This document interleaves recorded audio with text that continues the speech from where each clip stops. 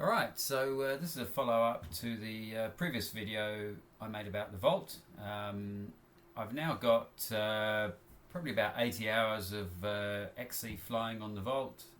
It was in summer in Europe in the Alps in Switzerland, and in spring here in Australia and coming into the start of summer.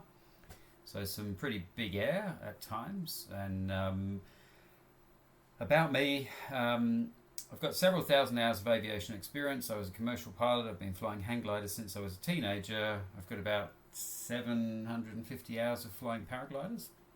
I'm very risk averse. I'm pretty cautious. So initially when I started flying paragliders, I'd said I would fly ENA wings because I couldn't see the point of having less passive safety, but obviously I'm on the Volt now. So if you look at the video here, you'll see after takeoff I get a little collapse of tip, which is quite common on the Volt.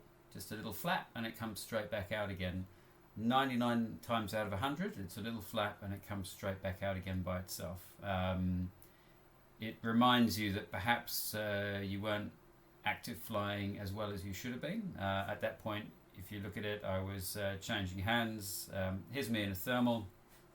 You'll see here I'm active flying reasonably well, but I fall out of a thermal and I get a little whack on the left tip.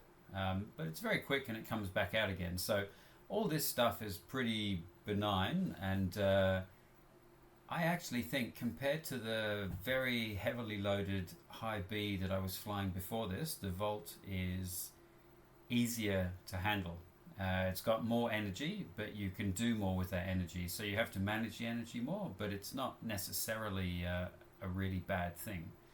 So I'm still loving the Volt.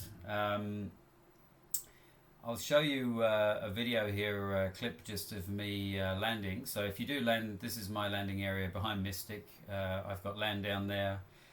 The wind's generally from the north, so the landing approach is generally going to be a setup like this. When I made this particular landing, there was a big thermal that was pretty much anchored there on the field as I came in. So I went through it, which meant that I had, it was weird, it was a huge thermal. It wasn't just in front of me, it was behind me as well. So I had 30 kilometers an hour plus of wind. Coming in, you'll see I'm virtually stationary, and then as I fly through the thermal and come out the other side, I still go through some turbulent air. I don't know whether it was rotor coming off the trees in front because the thermal was behind me and it was drawing the air so fast, or something else. But you can see a classic situation where I have a tip collapse with the Volt that results in a cravat, and at the exact moment that happened, I'm landing, like I'm legs are out the harness and I'm just thinking about where I'm going to touch down and I'm going to manage it.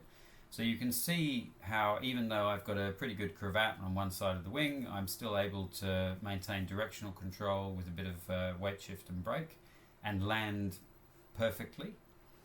But you have to be on it. So I don't think the Volt is necessarily any harder than a high B. Like I was flying a Maestro X Alps in the extended weight range, so it was fairly active and demanding. You can see here the air's pretty exciting setting up to land. You can see I'm getting knocked all over the place, and you'll see a lot of hand movements as I'm active flying the wing. With a two-liner, from what I can understand and what I've been doing, the important thing is to keep it pressurized. So it's not hands up and break the dive like it is with a low-class wing. It's very much manage the energy in it. So keep it pressurized at all costs, keep it above your head at all costs, and occasionally when it shoots forwards, I go hands up and I let it go and I use that energy to do something like a chandelle or whatever it is, because that's the most efficient and beautiful way to use that energy that I've picked up. But anyway, here you are, you can see the landing, I'm coming in, crosswind, and then as I turn into wind, you'll see my ground speed almost stops. You'll see I'm getting some pretty strong air. There's probably a core here which is lifting me up, and I'm also getting a headwind. You'll see me working hard to keep the wing pressurized. And then now as I'm out of the harness and I'm looking to land somewhere down there next to my car, I get clobbered by something and just before I hit the ground there's a good tip collapse on the right side and a cravat. And yeah, beautiful touchdown, no big deal. Cravat doesn't clear itself on this occasion. Like I said, 99% of the time the cravats clear themselves. It's quite rare for a cravat to stay like that, and after I drop the wing you see it clears, like a bit of brake pumping would have cleared it.